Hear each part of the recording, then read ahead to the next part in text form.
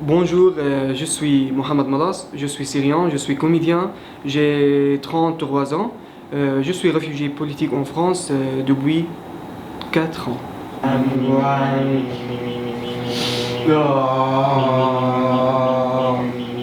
Bonjour, je suis Ahmad Malas, j'ai 33 ans, je suis comédien, je suis syrien, je suis réfugié maintenant, je suis en Paris maintenant. Ahmad et Mohamed sont frères jumeaux dans la vie. Sur scène, ils jouent deux réfugiés que tout oppose et qui se retrouvent malgré eux à vivre sous le même toit. Les frères Malas travaillent ensemble depuis plus de 10 ans. Ils ont écrit cette pièce à leur arrivée en France. L'après-midi, lors des dernières répétitions, ils découvrent la salle, ils n'ont pas de metteur en scène, ils s'adaptent et réajustent à chaque fois la scénographie. Je me mets debout, j'avance un pas, deux pas, je prends cette lumière. Les deux réfugiés est leur première pièce écrite entièrement en français. Pas facile quand on a appris la langue sur le tard et qu'on n'en maîtrise pas tous les ressorts. Alors quand ils s'expriment, c'est dans leur langue maternelle.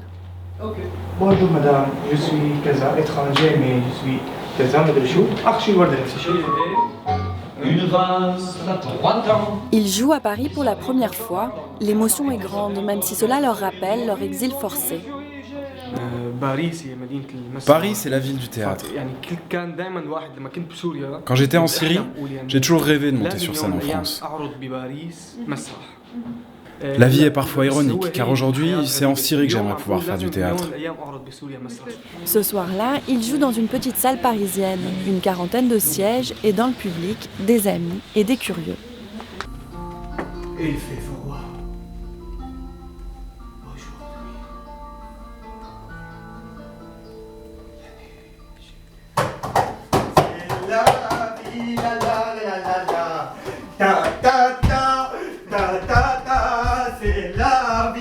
La pièce mêle musique, chanson et poésie. Une œuvre inspirée d'un roman du dramaturge polonais Sławomir Mrozek, Les Émigrés. Les Malas Twins l'ont entièrement réécrite et adaptée pour le théâtre. Ils y évoquent la difficulté d'être loin des leurs, comme enterrés vivants dans la ville lumière. Bonjour madame. Excusez-moi, je voudrais parler avec vous. Juste 5 minutes. Courageux. Je t'aime.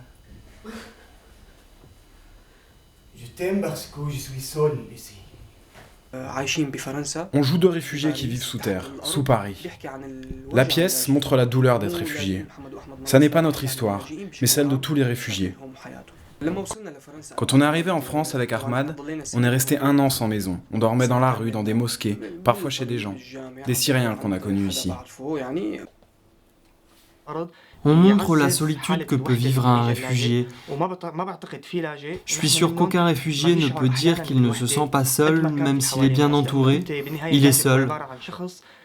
Car quand on perd son pays, c'est comme perdre ses souvenirs, ses histoires, les rues, les arbres, sa maison. Tu as tout perdu et tu ne peux pas le retrouver. J'ai besoin de quelqu'un pour manger avec lui. Je suis seul, madame. Je suis seul. Moi aussi, madame. Pour autant, les frères Malas ne se laissent pas aller à la mélancolie. Le rire est leur arme, une arme efficace pour combattre l'ennui et la nostalgie, une arme dont ils se servent aussi pour se moquer d'eux-mêmes. C'est masculin, c'est pas féminin. Pour moi, il n'y a pas de problème.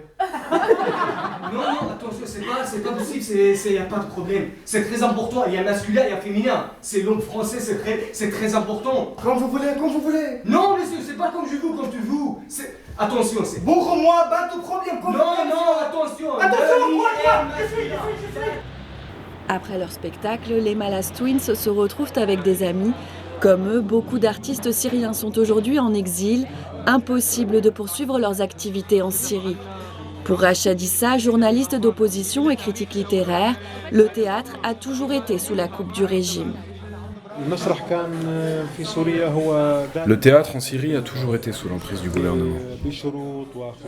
Il existait, mais sous conditions, avec des lignes rouges à ne pas franchir.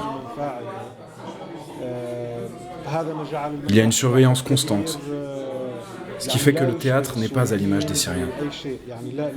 Il ne ressemble pas aux Syriens, il ne provoque aucun débat.